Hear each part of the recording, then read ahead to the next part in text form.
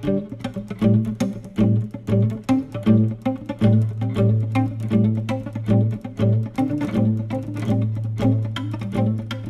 estou aqui com a Mônica, minha esposa. Eu e a Mônica somos casados há 22 anos. Nós estamos juntos há 23 anos. Nós temos 2 filhos.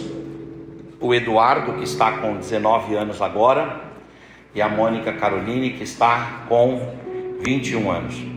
E quero compartilhar algo com base em Gênesis, capítulo 2, versículo 24. Eu quero falar nesse texto que é emblemático para o departamento e o Ministério de Casais e de Família.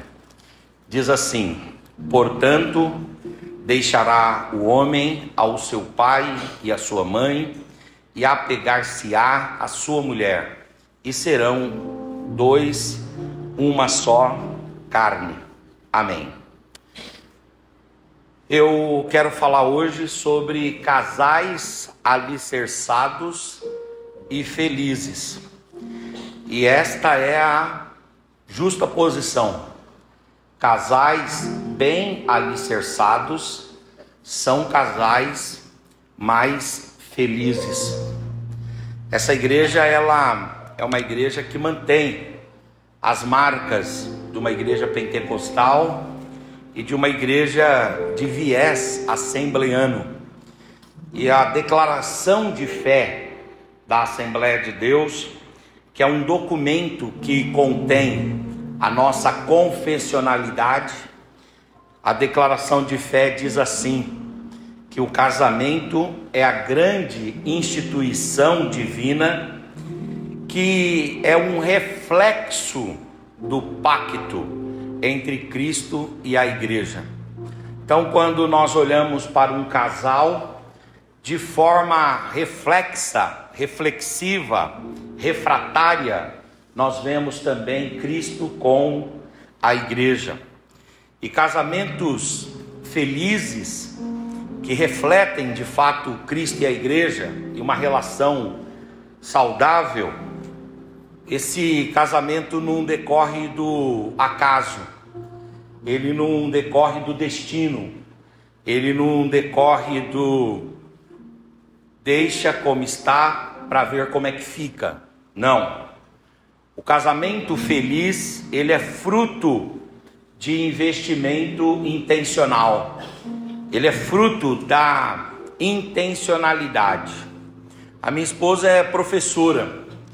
E na educação hoje fala-se muito sobre o protagonismo.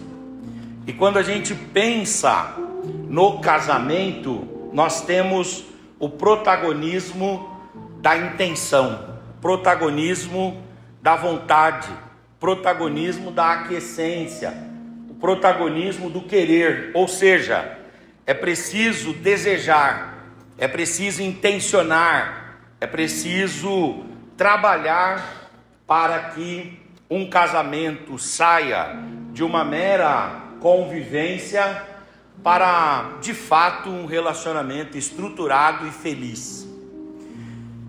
Nós, quando olhamos para a palavra de Deus e para a experiência de casais alicerçados e felizes, nós vemos que foram casais que construíram, não obstante ao fato de que cada um tem a sua própria história. Eu gosto muito de citar um pensamento de um escritor russo chamado Leon Tolstói, traduzido para o português em Liev Tolstói, mas é Leon Tolstói. O Leon Tolstói, ele diz que as famílias felizes parecem-se todas, mas as infelizes são infelizes cada uma à sua própria maneira. Quando você vê uma foto de um casal sorrindo, você diz assim: ali está a felicidade. E o que marca é esse rosto leve, esse sorriso fácil, essa gentileza mútua, que é facilmente perceptível na foto. Mas quando você vê uma família triste, você precisa chegar e perguntar: por que estão tristes? Quer dizer, a felicidade é facilmente percebida, a tristeza não. O que o Leon Tolstói queria dizer com isso é que cada um tem uma história, cada um tem uma trajetória, cada um tem uma senda que segue, que percorre na vida. E no casamento também. Não necessariamente o que deu certo para o pastor Eri e para a pastora Késia vai dar certo para mim e para a Mônica, ou pode dar certo para você e para o seu cônjuge. Não necessariamente. Mas quando nós paramos para analisar aquilo que as Escrituras trazem e aquilo que casais alicerçados e felizes têm em comum, nós percebemos que eles possuem alguns alicerces. E aí nós podemos então construir em cima desses alicerces para pelo menos cumprir a nossa parte. Depois disso, aí dependerá de uma ação de Deus e outros fatores, mas nossa parte precisa ser realizada. Tem um teólogo inglês de Londres, londrino, que eu gosto muito, é o Gilbert K. Chesterton. E o Chesterton, ele fala uma frase maravilhosa. Ele diz: você pode ir na loja e você pode comprar uma casa. Ele estava se referindo a uma imobiliária. Você pode comprar uma casa, mas você não pode comprar uma família.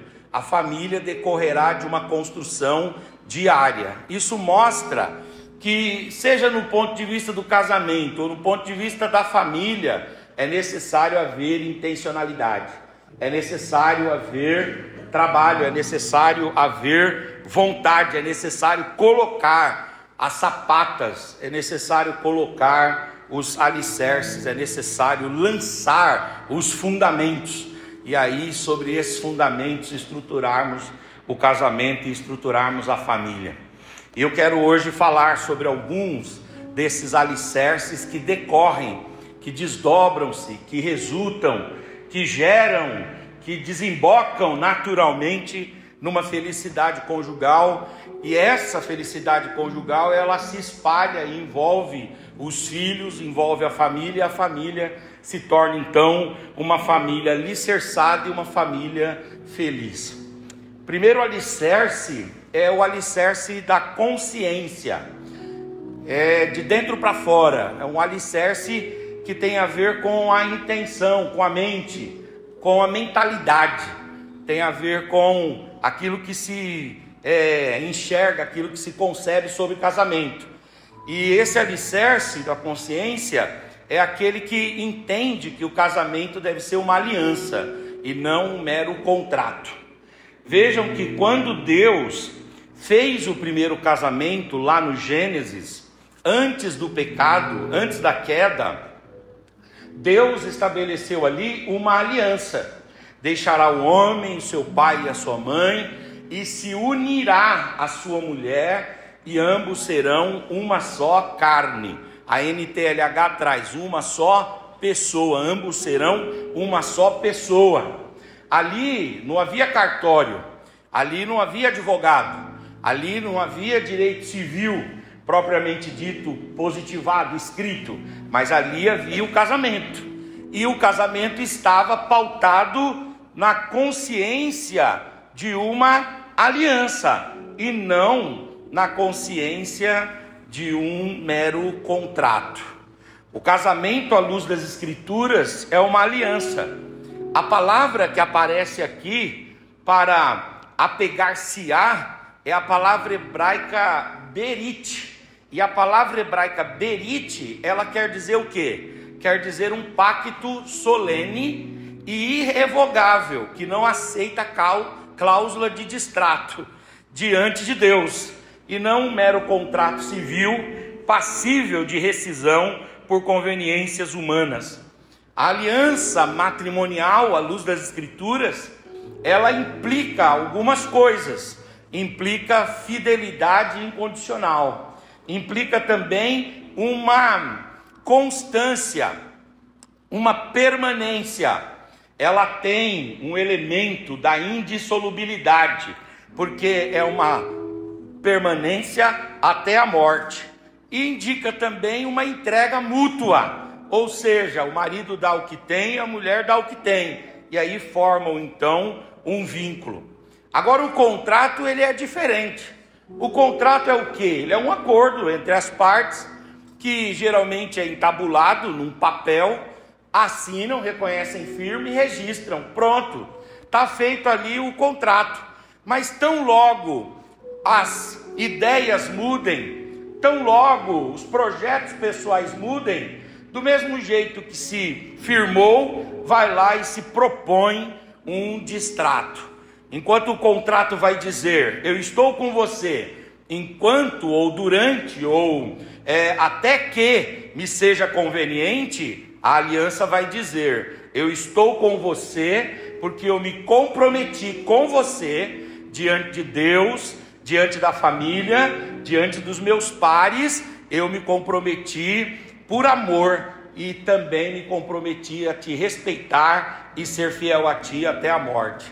Esta visão bíblica, ela encontra respaldo nas palavras do profeta Malaquias. Talvez você não seja evangélico, você não seja crente.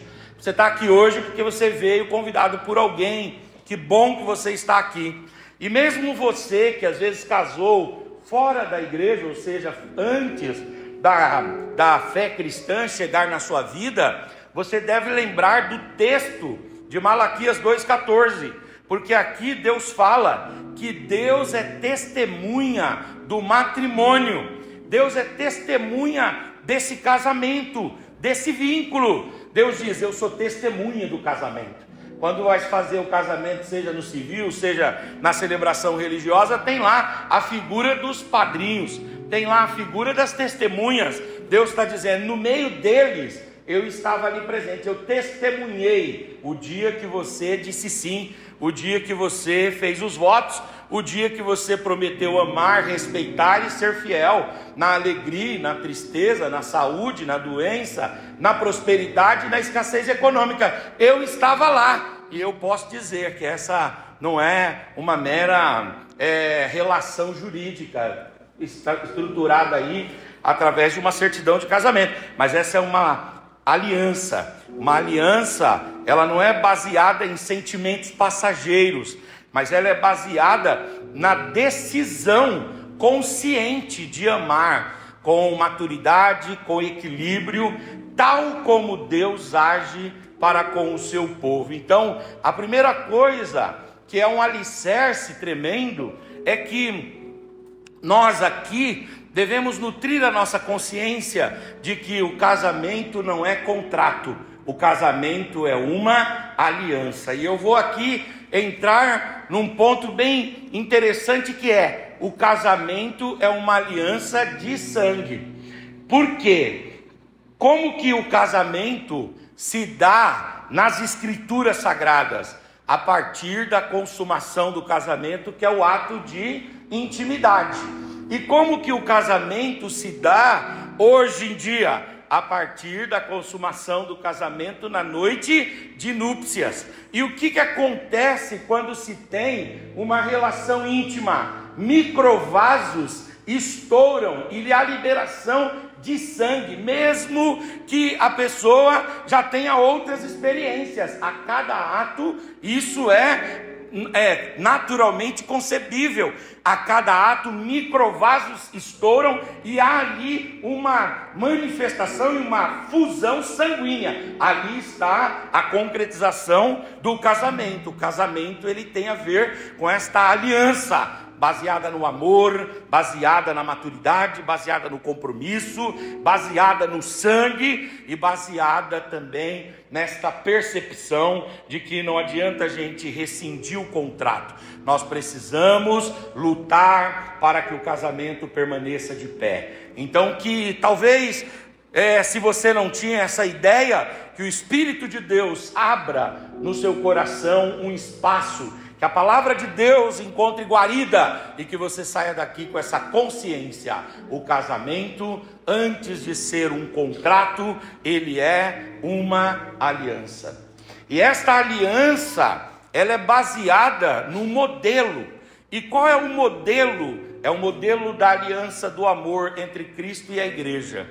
Olha o que Paulo vai dizer em Efésios 5:25. Maridos, amai vossas esposas, como Cristo amou a igreja e a si mesmo se entregou por ela. Quer dizer, Cristo, ele não firmou um contrato com a igreja, ele firmou uma aliança, e ele disse: essa aliança é no meu sangue, e essa aliança é uma aliança eterna. Essa aliança é baseada no amor sacrificial de Cristo, no amor perseverante de Cristo. Em João 13:1 fala que Cristo amou os seus discípulos e os amou até o fim. Cristo ama a igreja até o fim da história, até o último cristão e até a última gota do amor dele. Ele amou até o fim. Então, do mesmo jeito que Cristo ama até o fim, esse casamento, essa união conjugal, esse relacionamento deve usar Cristo como paradigma, como referencial, como luzeiro, como farol. Ele é o nosso modelo, ele é o nosso arquétipo, ele deve ser imitado. Do mesmo jeito que Cristo firma uma aliança com a igreja, e essa aliança é baseada no amor, e um amor que se desdobra num sacrifício, e um sacrifício perene e constante, também nós devemos ter uma aliança. Não olhe para o casamento com aquele olhar que o mundo quer nos fazer olhar. Eu trabalho com alguns dados, e um dos dados interessantes na área de família, e um dos dados interessantes que me chamou a atenção, é que 25% dos casamentos no Brasil são desfeitos pelo divórcio. E pasmem os nobres irmãos, também dentro da igreja, 25% dos casamentos dentro da igreja se desfazem, e muito disso se passa por quê? Porque não desenvolvemos uma consciência de que o casamento é mais do que um contrato, é mais do que passar a morar junto. O casamento é uma aliança que tem o casamento de Cristo com a igreja como referencial. Que Deus promova essa consciência em nós, porque às vezes nós fazemos a apologia, lemos sobre a coisa, ouvimos sobre a coisa, mas não nasce o sentimento em nós. Mas quando o Espírito trabalha em nossa mente, quando o Espírito trabalha em nosso coração, o Espírito implanta em nós aquilo que naturalmente não conseguimos conceber e naturalmente não conseguimos desenvolver. Que o Espírito nos dê a consciência do valor do casamento, em nome de Jesus, em nome de Jesus. A beleza desta aliança que nós temos, ela não está pautada só no modelo ali de Cristo com a igreja, mas ela está pautada também na aliança que é descrita no livro de Cantares. O livro de Cantares, ele retrata uma aliança. Ele fala a respeito de um vínculo conjugal perfeito. E esse vínculo conjugal tratado ali em Cantares tem algumas marcas. A primeira marca é o serviço. Em Cantares 6:3 diz: eu sou do meu amado, o meu amado é meu, e ele apacenta entre os lírios. Esse apacentar quer dizer, ele trabalha. Não é possível haver uma perfeita unidade, uma perfeita união, uma perfeita coinonia, uma perfeita sinergia entre o casal. Não é possível haver um vínculo, como diz Paulo em Colossenses 3,14, uma perfeita afeição, um perfeito amor, sem serviço. É necessário haver essa disposição de que está aqui não para ser servido, mas está aqui para servir. E é claro que cada um vai servir numa área. Às vezes o marido serve no trabalho com o dinheiro e a mulher serve dentro de casa. Às vezes é o inverso, às vezes é paritário, não importa, mas o serviço tem que ser uma marca. Essa disposição tem que ser uma marca. Outra coisa, a aliança também de Cantares é baseada na espera. Olha o que diz Cantares 8,4: conjuro-vos, ó filhos ou filhas de Jerusalém, que não acordeis e nem desperteis o amor, até que o meu amado o queira. Nós devemos contar com o tempo. Quando a gente casa, ninguém está pronto, ninguém é maduro, ninguém é completo, ninguém é perfeito, e nós vamos sendo construídos ao longo da nossa vida. ao longo da nossa trajetória. E quando é que nós vamos parar de sermos edificados? Só quando nós despedirmos dessa terra. A nossa vida é uma vida de eterna construção. Aliás, se você pudesse escrever uma faixa e pendurar no seu pescoço, a sua faixa deveria ser esta: homem ou ser humano em construção, marido em construção, pai em construção, filho em construção, cônjuge em construção. Mas a Bíblia fala que aquele que em nós começou a boa obra, ele é poderoso para levar essa obra até o final. Deus está com as mãos dele sobre o teu casamento e sobre a tua família. Quando a Mônica me conheceu, eu era dirigente de um ponto de pregação lá em Carapicuíba, solteiro, e aí eu a vi, achei ela muito bonita, e ela veio ali na igreja, só que eu não podia dar de cima dela. Por quê? Como é que o pastor vai dar de cima da irmã? Não dá certo. Então o que eu fiz? Eu fui deixando ela vir. De repente ela veio alguns dias, e aí eu tive coragem de ir falar com ela. Entreguei meu telefone para ela e disse: irmã, me liga, porque eu tenho que tratar algumas coisas da obra de Deus com a irmã, né? E aí entreguei para ela o telefone, e ela pegou e não me ligou. No final ela não me ligou. Aí eu fui e falei com ela um dia lá na igreja. Falei: eu queria almoçar com você para a gente tratar algumas coisas.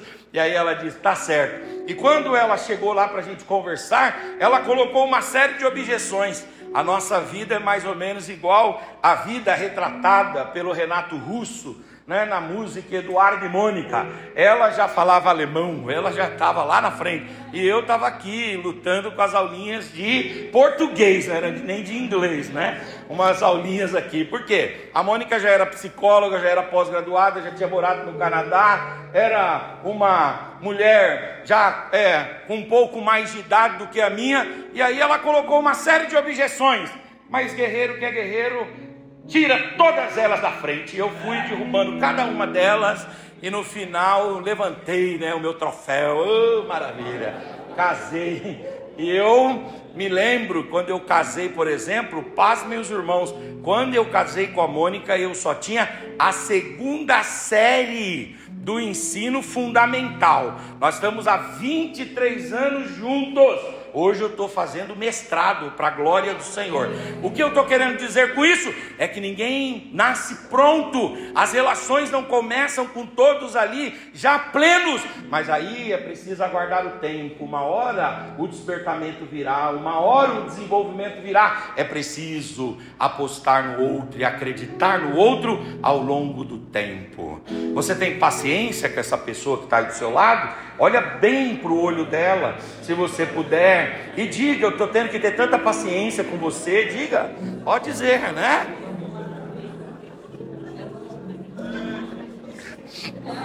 Quando será, né? Quando? Mas tem a ver com essa espera. Quando será que você vai estar pronto? Quando será que você vai estar? Outra coisa, essa aliança é baseada nesse amor que serve, é baseada nessa espera, é baseada também nos elogios. Olha que interessante, Cantares 1,15: como és formosa, querida minha, como és formosa, os teus olhos são como os olhos das pombas. É estranho, né, para você falar isso para sua esposa hoje, né? E aí, oi de pomba? Imagina se você falar: e aí, oi de pomba? Vai impactar, né? Mas o que fica aqui é a lição. E a lição aqui é o elogio. É o elogio, né? A lição aqui é exatamente reconhecer os predicados do outro, as qualidades do outro, as sutilezas do outro, as belezas do outro, os encantos do outro. Eu gosto muito do Agostinho de Hipona, do 4º século da era cristã, quando o Agostinho ele fala que o que é o amor, e ele começa a tecer toda uma tese sobre o amor, e ele vai dizer uma coisa interessante. Ele vai dizer: o amor é exatamente você valorizar no outro o que falta em você. você enxergar o valor do outro, a importância do outro, o quanto o outro é fundamental para a sua estabilidade, para o seu desenvolvimento, para o seu crescimento, para a sua expansão, o quanto Deus te acrescentou na vida a partir de você estar próximo dessa pessoa. Isso é o que o elogio gera para nós. E aliás, eu não sei se você já teceu algum elogio. Eu queria que você olhasse para o seu cônjuge aí e tecesse algum elogio, mas não é um elogio da boca para fora. Destaca alguma coisa aí boa, destaca alguma marca, alguma característica. Mônica, você é linda, eu sempre falo isso, né, para você. Você é linda, esse sorriso seu é maravilhoso. É isso, é importante tecer algum elogio. Não chama de olho de pomba não, pelo amor de Deus, mas dá um elogio, uma palavra de elogio, em nome de Jesus, né? Deus abençoe. Agora, o amor é baseado também, aliás, essa aliança tem que ser baseada também em Cantares, numa entrega. Olha o que diz Cantares 8:7: as muitas águas não poderiam apagar o amor, nem os rios podem afogá-lo. O que quer dizer isso? Quer dizer que aqui tem a ver com uma entrega, sem reserva, sem você guardar parte do coração, sem guardar parte daquilo que você tem, daquilo que você é, sem ter cômodos, sem ter recônditos, sem ter quartos, sem ter repartições na alma, que o outro não acesse. Isso não é um modelo correto. O modelo correto é esse daqui, de uma entrega total. Uma entrega total. O noivo ali em Cantares, ele se entrega completamente. Ela também, a noiva, se entrega completamente. Aqui está um modelo. Uma aliança deve ser baseada nessa entrega. Se houver reservas, se houver sigilos, se houver segredos, se houver limites, esses limites poderão afetar a solidificação, poderão afetar a estruturação desse casamento. O alicerce de que o casamento é uma aliança e não um contrato passa por essa entrega, ser e lidar e relacionar-se sem qualquer tipo de reserva. É claro que aqui você vai ter que fazer um exercício intelectual. Por quê? Porque uma coisa é você não ter reservas, ou seja, todas as ambiências da sua alma e da sua mente serem conhecidas pelo outro, está tudo bem. Agora, por outro lado, existem os elementos das subjetividades, porque você não pode se anular pelo outro, porque você se tornou agradável ao outro por conta dessas suas características, desse seu jeito. Lá em casa eu brinco muito, né? Eu falo muito essa expressão, é o jeitinho dele. Você tem esse seu jeitinho, sabe? E esse seu jeitinho que diz respeito à sua peculiaridade, à sua personalidade, à sua subjetividade, a isso que foi Deus quem te deu, isso você não pode deixar que haja uma modelação. Por quê? Porque é exatamente por ser quem você é que você conquistou quem você conquistou, que você chegou onde você chegou. Então eu não estou falando aqui de uma autoanulação, eu não estou falando aqui de você abrir mão. O C.S. Lewis, ele gostava muito de falar de Deus não quer que nós nos tornemos soldadinhos de chumbos. O que quer dizer isso? Deus não quer que todo mundo aqui se pareça, seja uniforme em tudo. Não, senhores, cada um aqui tem sua marca, cada um aqui tem sua personalidade, cada um aqui tem sua subjetividade, e você deve manter isso. Se você é mais expansivo, se você é mais recatado, se você é mais falador, se você é mais ativo, se você é mais reflexivo, isso é seu. Não estou falando disso, eu estou falando de que na sua personalidade, na sua subjetividade, você tem ambiências, você tem recônditos na alma, você tem reservas. E estas reservas, elas precisam ser colocadas na mesa, porque quanto mais transparente, quanto mais aberta, quanto mais entregue é a relação, mais sólida essa relação fica, em nome de Jesus. Vejam os irmãos que têm um relacionamento de amor, é claro que não tem nada a ver com casamento, mas a gente pode aprender a partir desse modelo aí, dessa analogia, que é o momento em que Jonatas se encontra com Davi, e a Bíblia diz que o Jonatas arrancou a sua arma, e o Davi arrancou a sua arma. Quer dizer, eles arrancaram capa, eles arrancaram luva, eles arrancaram o capacete, eles arrancaram o que tinha, que lhes blindava, e eles então se abraçaram, e um chorou no ombro do outro, e o texto fala, e ali Davi se aliançou com Jonatas, e depois nas gerações futuras, o reflexo daquela aliança veio à tona. Por quê? Porque foi uma aliança sem reservas. Que nós também no casamento desenvolvamos esse tipo de vínculo, um vínculo sem qualquer tipo de reserva, em nome de Jesus. Eu sei que às vezes você guarda os seus segredos, eu sei que às vezes você quer levar essas intimidades para a vida e acha que é possível viver com isso, com uma vida praticamente paralela ao outro, mas isso não torna o casal mais unido. O que o torna o casal mais unido é uma quebra, é uma abertura, é uma transparência, é você realmente fazer como Davi e Jonatas, tirar as ferramentas, tirar ali toda a armadura, toda a blindagem, todo o espelhamento e abraçar o outro, e a única coisa que os vincule seja o amor de fato e de verdade, um amor profundo. Que Deus ilumine com a sua palavra a nossa mente, a nossa consciência aqui essa noite, em nome de Jesus, para que desenvolvamos esse alicerce de uma consciência de que casamento é aliança e casamento não é contrato. Amém. Agora, existe um outro alicerce que nós precisamos lançar, e esse alicerce é o alicerce da consciência de que nós devemos desenvolver um relacionamento baseado numa inteligência relacional. Ou seja, eu disse aqui que não é possível ter um casamento feliz se isso não for intencional. Não é assim, ele me faz tão feliz e eu o faço tão feliz, mas os dois na morbidez, na estagnação, na paralisia. Isso não é verdade. O fruto que é a felicidade só é gerado mediante trabalho, e é preciso ter inteligência, e uma das formas de inteligência é a inteligência que diz respeito ao relacionamento conjugal, ou seja, o amor, ele exige trabalho.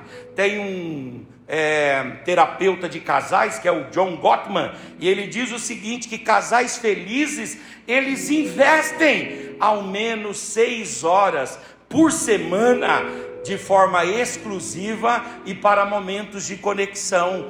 Isso quer dizer o quê? Quer dizer que deve haver, no mínimo, um tempo que é só de vocês, um tempo que é exclusivo. É claro que ele coloca aqui a míngua, ele coloca aqui o mínimo exigido, né? Mas deve ter mais. Agora, no mínimo, tem que ter esse tempo de conversa sós, esse tempo de diálogo, esse tempo de aproximação. O amor exige trabalho, amar dá trabalho, amar exige tempo, amar exige essa exclusividade. Ele coloca uma fórmula, ele sugere uma fórmula, e a fórmula dele é a seguinte, a fórmula 5 por 1. E como que é a fórmula 5 por 1? Para cada 5 interações que vocês tiverem negativas, para cada uma interação negativa, tenham 5 interações positivas. Então, para cada briga, tem que ter ali 5 momentos junto para compensar aquilo.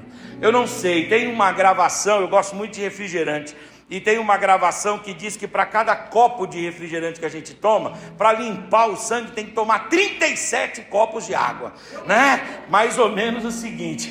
Então aqui diz o seguinte, se você teve um entreveiro, um conflito no dia, que tenham então 5 situações de proximidade, de conversa, de interação, de diálogo para refazer. Agora é claro que tem a ver também, essa inteligência relacional tem a ver com esse tempo que você dedica ao outro, e tem a ver com o fortalecimento da amizade. A amizade, ela deve ser a base do amor conjugal. Olha o que Gardner diz, ele diz o seguinte: casais que são os melhores amigos têm uma maior satisfação conjugal. Ou seja, quem é o seu melhor amigo? Quem é a pessoa para quem você abre o coração? Tem muito marido que erra nisso, briga com a esposa e vai contar e compartilhar para alguém que está fora. E ele diz: não, ainda bem que eu tenho meu amigo para descarregar nele. Ora, mas ali você não está precisando de um amigo, está precisando de um psicólogo. Então, ou acontece isso às avessas com a esposa, que vai lá e joga tudo na amiga. Está precisando não de uma amiga, está precisando de uma psicóloga. Porque a melhor forma, o melhor jeito de manter a intimidade entre o casal é que o marido seja o melhor amigo da esposa e a esposa seja o melhor amigo do marido. É assim. Então a gente deve manter esse modelo. É claro que nós temos os afetos de infância, de amigos, grandes amigos, pessoas que amamos ao longo da vida, desenvolvemos, uma amizade profunda, é natural. Às vezes pessoas na igreja que têm conosco uma comunhão muito boa, natural tudo isso, mas nada disso pode substituir essa verdade. É importante nutrir o amor com uma boa amizade. O John Gottman, ele fala de alguns princípios para manter a amizade. Ele diz: conheça o mundo emocional do seu cônjuge, procure entender qual é o perfil emocional, mas não desqualificando e descaracterizando, mas compreendendo por que ele é como é, por que se porta como se porta, por que sente como sente, quais são as ambiências emocionais dele. Por exemplo, cultive uma prática de admiração. Se a pessoa é um amigo seu, você não vai ficar brigando toda hora, você não vai ficar destratando, você não vai ficar humilhando, injuriando. Pelo contrário, você vai tecer palavras de admiração, palavras elogiosas, palavras de reconhecimento, palavras de torcida, palavras de apoio. Nós já estamos cheios de pessoas que nos atacam. Que o nosso lar seja um lugar de proteção em nome de Jesus e de apoio em nome de Jesus. Ele fala: busque uma conexão diária, pelo menos. Ora, se você está construindo uma amizade e fica tempo sem falar com a pessoa, você é um estranho à pessoa. Ainda que quando você encontre todas aquelas afeições aflorem, você abrace, beije, mas você está distante, você não sabe o que o outro fez ontem, você não sabe com o que ele está trabalhando, no que ele está investindo o dinheiro dele, como é que está a família dele, você não sabe nada dele, ele é um estranho a você, mesmo que vocês tiveram muitos vínculos atrás. Da mesma forma, a amizade no casamento, é preciso ter um tempo de diálogo, e esse tempo de diálogo, ele deve ser exercido, seja no carro. Eu, por exemplo, sou advogado, eu não tenho que começar meu dia 5 horas da manhã, a não ser que eu tivesse por exemplo, uma audiência, ou de vez em quando eu vou viajar para fazer audiência longe e tal, aí eu acordo cedo, mas se não, eu não precisaria. Mas a Mônica, ela começa o dia dela 4 horas da manhã. Quando dá 5 horas eu levanto, a gente toma um café ali, aí conversa um pouco, eu pego o carro e vou levá-la. Já levava ela até o trabalho, agora a gente mudou um pouquinho a agenda, mas eu a levo até um pedaço do caminho. E o que eu aproveito para fazer nesse tempo? Para dialogar, para conversar. É um tempo que você tem para ouvir o outro. Às vezes você diz: não, mas eu vou ficar dormindo, deixa ele. Sim, mas e o tempo que vocês vão ter para dialogar? Daqui a pouco são 2 estranhos dividindo a mesma casa, não tem amizade. A amizade, ela parte dessa conexão diária, de uma ligação, de uma mensagem de WhatsApp. Você, meu nobre, um dia desse eu fui almoçar com um colega, e aí era a hora do almoço, eu peguei e mandei um áudio para a Mônica, eu falei: amor, estou aqui com o irmão fulano de tal, vou almoçar com ele aqui, tá bom? Qualquer coisa, me manda aí uma palavra, uma foto, alguma coisa, me manda aí. Aí peguei, mandei um beijo para ele, disse: eu te amo. Ele pegou e ficou pálido na minha frente, e ele disse: rapaz, eu sou casado há 16 anos, eu estou à beira do colapso no meu casamento, mas você sabe que você hoje fez uma coisa que é tão sutil, você fez de uma forma tão natural e eu não faço. 16 anos eu nunca liguei para minha mulher no meio do dia. Que relacionamento você vai ter, meu amigo? Não tem conversa. Não é Deus quem vai colocar você de forma forçosa numa relação. É preciso manter essa conexão diária, através das ligações, através das mensagens, através desse diálogo. Quando a Mônica diz assim para mim, cheguei na escola, eu digo prova, aí ela manda uma foto. Aí quando eu digo assim, cheguei no fórum, ela prova, aí eu mando uma foto, né? Mas isso é interessante, que a gente faz isso no grupo de família. Aí chega lá, por exemplo, a minha filha vai trabalhar lá em São Paulo, aí ela diz, pai, acabei de descer aqui do metrô, ela avisa no grupo, aí eu digo prova. E aí esse negócio, a gente vai ficando em contato, entende o que eu estou dizendo? E isso vai fortalecendo os vínculos. O outro não é um estranho para você, o outro não é um estranho. Outra coisa, aceite a influência do cônjuge. É importante que, do mesmo jeito que você aceita a influência dos seus amigos, você aceite a influência do seu cônjuge. Tem pessoa que é ínclita, que é inamovível, que ela não muda, é imutável. Pelo amor de Deus, você precisa se deixar moldar pelo outro. Você precisa aceitar as opiniões do outro. Você precisa aceitar as sugestões do outro. Deus fala através do cônjuge. Deus usa o cônjuge para dar orientações poderosas.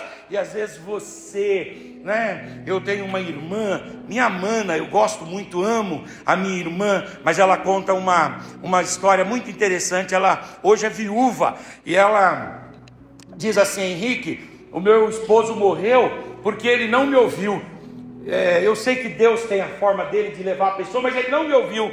Ele começou a trabalhar como engenheiro e ele pegou uma obra e aquela obra começou a dar muito problema para ele, muito problema. E um dia eu peguei ele assim, muito mal, e chegou do trabalho, ele estava muito mal. Eu sentei com ele e eu disse para ele, o que está acontecendo? E ele foi e me teceu todos os comentários.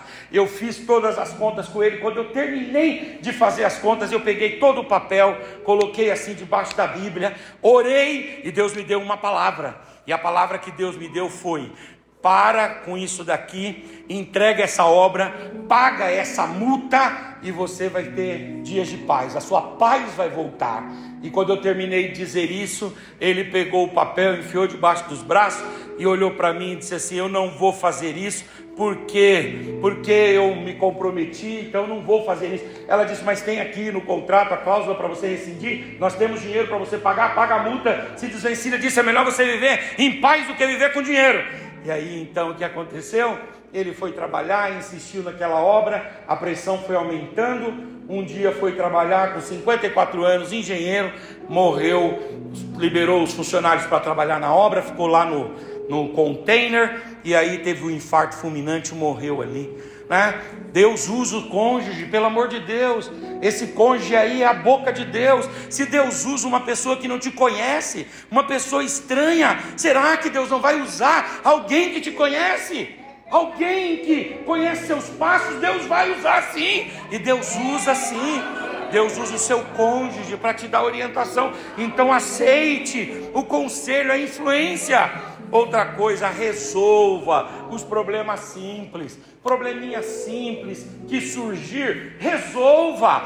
O Salomão, no livro de Cantares, capítulo 2, ele diz assim, apanhe-me as raposinhas pequenas. Aí ele explica, porque não são as grandes raposas que acabam com a vinha, são as raposinhas pequenas, são os pequenos problemas. Resolva. O John Gottman, ele sugere, ele diz, você precisa resolver os problemas simples, você precisa sentar, você precisa dialogar, você precisa ser verdadeiro, você precisa dizer, olha, eu não gostei disso, isso aqui não é legal para mim, isso aqui eu não faço assim, eu não aprendi dessa forma, eu não vivo desse jeito, eu quero que você me respeite nisso, o outro eu também quero que você me respeite, tudo bem. E aí você vai fazendo a manutenção do casamento.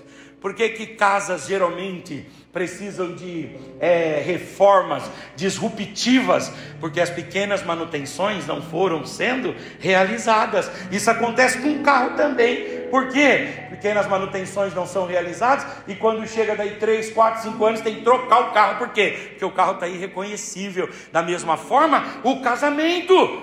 Eu trabalhei com meu pai E lá nós trabalhávamos na padaria. Meu pai, com 7 anos, levou a gente para trabalhar na padaria. Eu fui. E interessante que nós trabalhávamos no forno, com o forno a lenha. Padeiros, né, trabalhando à noite com o forno a lenha. E aí, de vez em quando, chegavam as toras de madeira. Uma tora de madeira que atravessava essa igreja aqui, ó. Uma tora de madeira enorme. Aí vinha um guincho, pegava aquela tora de madeira e jogava lá no quintal. E você tinha que partir aquela madeira. Como é que você fazia para partir a madeira? Você pegava o machado, e aí você não pegava o machado e ia dando machadada na madeira. Você pegava um instrumento chamado cunha. O que é a cunha? Um triângulo de ferro assim. E aí você pegava 2 cunhas só. Você batia uma cunha lá na ponta, a madeira enorme assim. Você pegava aquela cunha pequenininha, pegava aqui assim, com o lado de trás do machado você batia. Quando você batia, ela entrava lá, um pedacinho. E aí ela entrava ali. Depois você vinha e dava uma machadada mais forte ali e uma machadada mais forte lá. Aí você vinha e dava mais uma aqui. Quando você dava a segunda lá, eu gostava de ouvir o barulho da madeira lascando. Era uma madeira enorme, mas ela abria, ela rachava. Por quê? Porque são os pequenos e micros furos, as microcisão, ou as microcisões, as pequenas roturas que fazem com que uma madeira enorme se abra. O Taj Mahal, ele é uma das maravilhas, né, do mundo moderno. E o Taj Mahal, ele esses dias eu vi uma reportagem que ele estava para desmoronar. E o que estava causando o desmoronamento do Taj Mahal? O que estava causando eram as pequenas rachaduras na parede dele. Pequenas rachaduras, pequenas fissuras iam destruir prédios inteiros. Entende o que eu estou dizendo? Você precisa cuidar das coisas simples. Teve uma aspereza, teve uma exacerbação, teve um levantamento de voz. Opa! Corrija estas pequenas coisas. Apanhe as pequenas raposas. Apanhe essas coisas que ofendem, mas que vão sendo relegadas, esquecidas, desprezadas, mas que lá na frente geram efeitos terríveis. Outra coisa, trabalhem os grandes temas. Peguem os grandes temas para trabalhar. Quer ver um grande tema? A questão da intimidade do casal. Quantos casamentos se desfazem porque não dialogam quanto em relação à intimidade conjugal. O sexo na Bíblia ele tem 3 finalidades. A primeira finalidade é a finalidade da procriação. Quer dizer, o indivíduo tem a intimidade para gerar filhos e filhas. Segundo critério, é o critério da recreação, é o parque de diversões mesmo. E você vai fazer, ou vai ter muito mais intimidade por diversão do que para recreação. Um casal saudável, ele deve ter mais ou menos 3 relações semanais. Vezes 52 semanas, são 156 no ano. Vezes 10 anos, são 1.500, né? É isso, né? 1.500 é bastante, né? Bastante, né? Muito. 1.500. Nem todo mundo está batendo esse mínimo aí, mas é a média.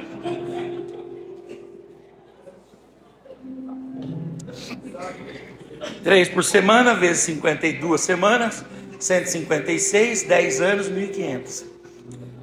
20 anos, 3.000. 30 anos, 4.500. 40 anos nessa média, 6.000. Oh, meu Deus. É um bom número, hein? Um bom número. Mas você não vai ter em 40 anos 6.000 filhos. Você vai ter ali igual meu pai, 18 filhos. Isso porque o homem trabalhava à noite. É, meu amigo. Tem que ter essa recreação. E é claro, né? Também a intimidade é para a profilaxia, para a proteção. Quer dizer, quando se tem intimidade, se protege. Protege de uma relação extraconjugal e os problemas sociais que ela gera. Se protege das DSTs, se protege de pecar, é proteção. E por fim, é para a glória de Deus também. Quarto, né? 4 sentidos da relação íntima Então como é que está essa área aí da sua vida? Ah, pastor, isso não te interessa. Tudo bem, mas interessa para o seu cônjuge. Isso não me interessa mesmo, mas interessa para o seu cônjuge. Então esse assunto, uma hora, precisa vir para a pauta. Ele precisa ser dialogado, precisa ser conversado. E precisa ser conversado de forma séria. Quer ver um outro assunto sério? Ele fala, trabalhe os temas sérios. O tema sério, o tema financeiro, do dinheiro. Quem vai administrar o dinheiro? Alguém disse assim, não, o homem que tem que administrar o dinheiro. Aí vem outro e diz, não, é a mulher que tem que administrar o dinheiro. Quem que tem que administrar o dinheiro? Não é o homem e nem a mulher. É quem tiver uma maior consciência de administração financeira. Se for do homem, o homem. Se for da mulher, a mulher. Eu me lembro que no trabalho com os casais, uma vez eu vi que eu dei uma palestra, falei alguma coisa disso aqui. Quando foi na outra vez que eu vim, o casal me procurou e disse, pastor, nós colocamos aquilo em prática. Eu fiz o teste, deixei 6 meses a minha mulher, fomos à bancarrota. Ela me deixou 6 meses, fomos também à lona. Aí a gente olhou para o nosso filho de 15 anos e falou, vamos bem, vamos. Você vai ser o gerente financeiro. Falei, e aí agora, depois de quase um ano aí, como é que tá? Tá tudo bem. E toda semana ele dá R$50 para nós dois gastarmos. R$50. É a mesada de vocês. Ó, cuidado, hein? Só é 50. Aí eu digo, mas e aí? Tá pagando as contas? Estão pagando as contas. Então tá bom. Era o que vocês tinham mesmo. Vocês gastavam mais do que vocês tinham. Perfeito, tá? Glória a Deus e aleluia. É um tema sério, não é? Com quem vai ficar o cartão? Quem que vai pagar as contas? Mas esse tema, o John Gottman diz, tem que ser resolvido. Entende? Temas difíceis precisam ser resolvidos. E por fim, promova momentos de felicidade, momentos de alegria. A vida da gente é dura. Então, para manter essa aliança, é necessário promover momentos de felicidade, sair juntos. O casal começa os dois, no meio do caminho a gente tem os filhos, mas depois no final nós voltamos a ser só os dois. E se nós nos distanciarmos ao longo da nossa vida, quando ficarmos só nós dois dentro de casa, não terá mais casamento.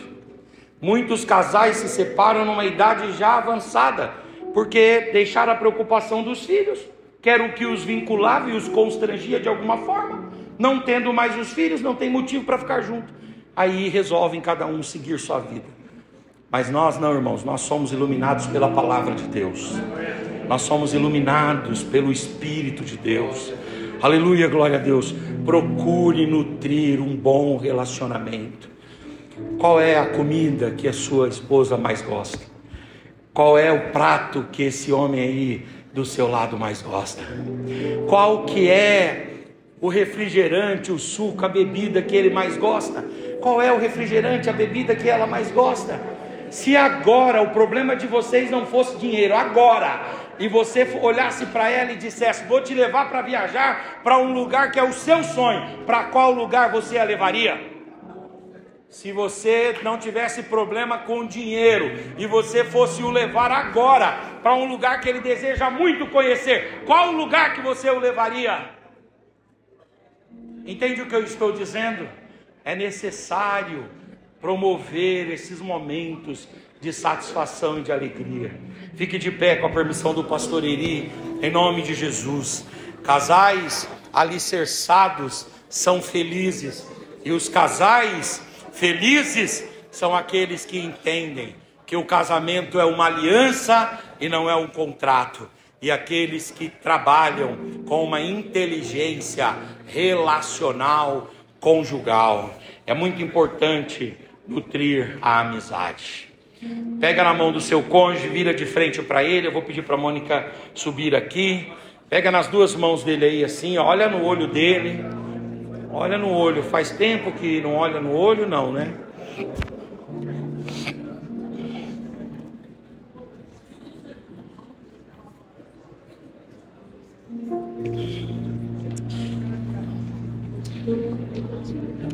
Glória.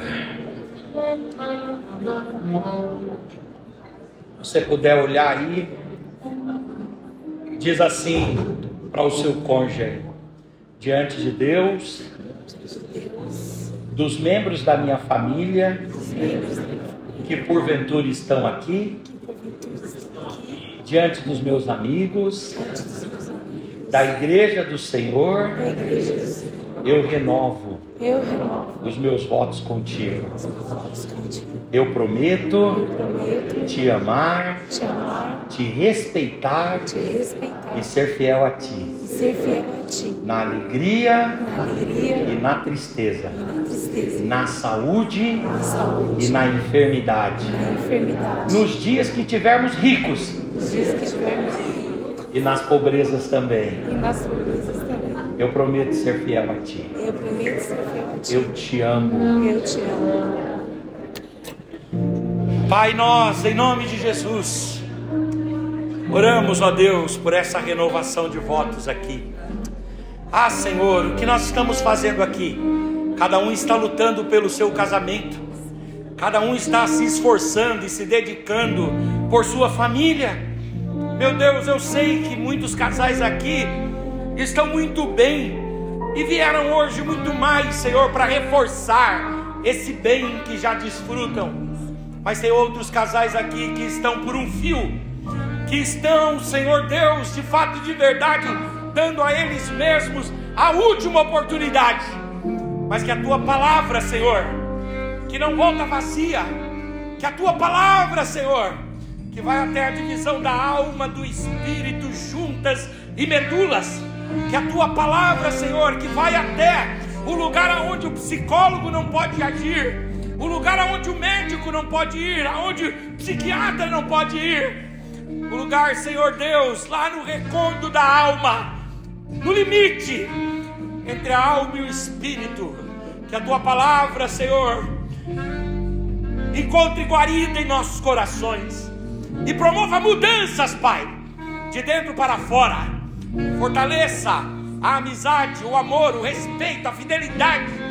E se por alguma razão, Senhor, alguém aqui está por um fio, que o teu Espírito envolva essa relação com poder e graça, e que o Senhor, ó Deus, os fortaleça para que eles possam ser exemplo para os filhos, para outros casais da família, da igreja, do ambiente de trabalho, como um casal, Senhor, que mantém-se, que se sustenta e que faz isso pela influência da tua palavra e do teu Espírito.